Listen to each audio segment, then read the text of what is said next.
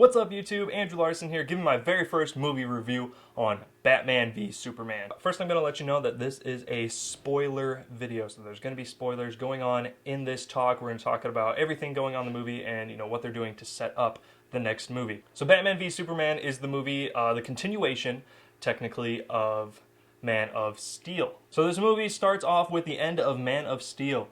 And during this, you've seen in the trailer before, Batman runs into one of the burning buildings, one of the falling buildings, and he finds one of his men, saves his life, and that fuels this hatred between Batman and Superman. So first, let's start off with things I liked about the movie. I like the action. Batman is definitely the next best thing that's happened in this movie. I like Ben Affleck as Batman. I think a lot of people were hit and miss. A lot of people really love Christian Bale and the storyline that they did in that Batman trilogy, but I really enjoyed having this new Batman with Ben Affleck. He's more of an older Batman. He's already gone through the crisis of the Joker. You know that Batman's already been through the Joker and everything that's gone on in Gotham in this movie because he makes a short little quip to Superman. Maybe it's the Gotham City in me.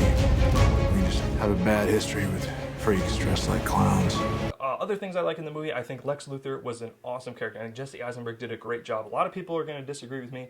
They think Lex Luthor should be stern and, businessman-like. But the way he played it was, he played it more as kind of like a Joker-ish. He played more psychotic, more of, has social issues, doesn't know how to, interact with people very well, but yet he's got this master scheme going on in his head. I think Jesse Eisenberg was the perfect casting choice for that. You're psychotic. That is a three-syllable word for any thought too big for little minds. I think the highlight of the movie has definitely got to be the Batman scene in the warehouse that you probably saw a little bit of in the trailer. And it was absolutely kick-ass. It's probably one of the coolest scenes in the whole movie. It was Batman. That, for me, was the Batman that I've wanted to see for years and years.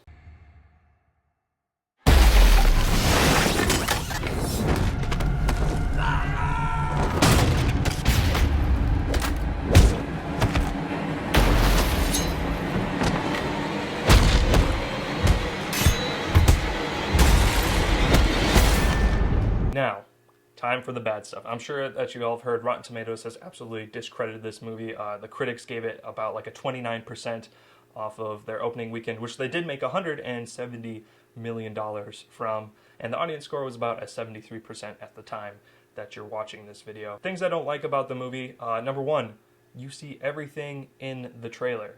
I think if you watch all the trailers like I have, because I was super jacked for this movie, you see pretty much the whole movie. They give away Doomsday, they give away, obviously, Batman fighting Superman, Wonder Woman you see in the trailer. So you see a lot of things that could have been saved and revealed near the end. There was no need to show that Wonder Woman was in the movie. You could have saved that for the end and made it a huge reveal, because you don't find out that she's Wonder Woman until the very end of the movie, and I think it would have been really cool if they saved that. Other things I don't like about the movie, at times it was kind of schizophrenic to say. It jumped from storyline to storyline. It'd be like, all right, well, here's Batman and here's what he thinks about Superman. Okay, well, here's Superman. He's dealing with emotional issues, saying, well, do I really need to be here? People don't want me. People don't like me. What should I do?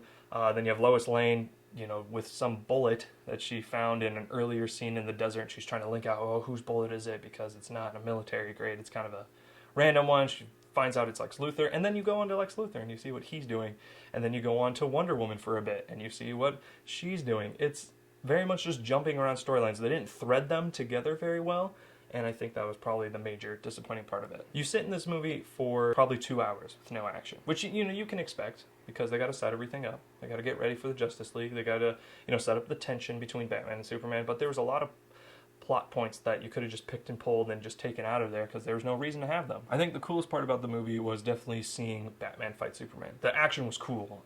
Batman had this intense rage and hatred for Superman. He thinks he's too dangerous. He thinks we need to get rid of him and that he needs to end him, that it is his goal and duty to end Superman because he could end the entire human race if he wanted to, just because he's so powerful. And then you have Superman. During the climax to the fight was that Superman didn't even want to fight Batman. The only reason he went to fight Batman was because Lex Luthor captured his mother. That is the whole reason and why he goes to fight Batman. The climax to where Batman was literally inches away from killing Superman, and then all of a sudden he stops. He's stepping on Superman's throat. He's got his sphere with kryptonite on the end of it that he's gonna stab Superman in the heart and kill him with.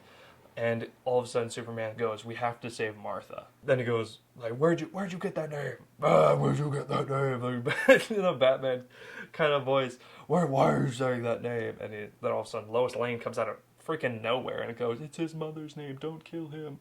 Blah, blah, blah. And Batman goes, "All right, well, we have the same mom's first name. Let's be friends." And that's literally how this movie goes. And then all of a sudden he turns and he's like, "Okay, we can be buds." Because men love their mothers.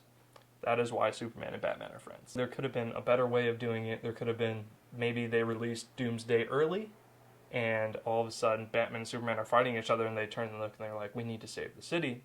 Makes a little bit more sense than, "Oh, we share our mom's first name. We should go save your mother, Superman, because moms are awesome." I want to touch on quick the Justice League. They set up the Justice League. There's a Flash cameo randomly throughout the movie.